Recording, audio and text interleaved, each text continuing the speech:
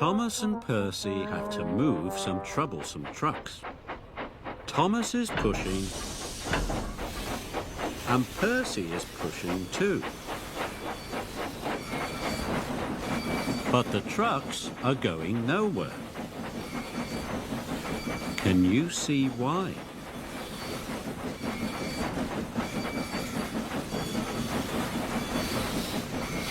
That's right.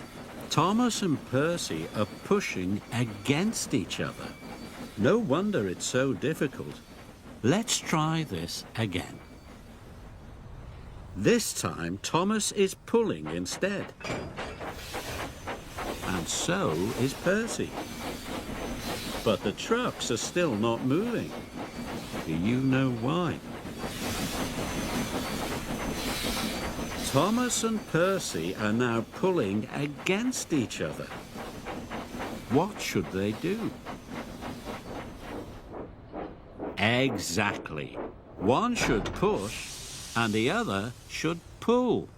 And between them, Thomas and Percy will move those trucks in no time. Working together makes a job easier.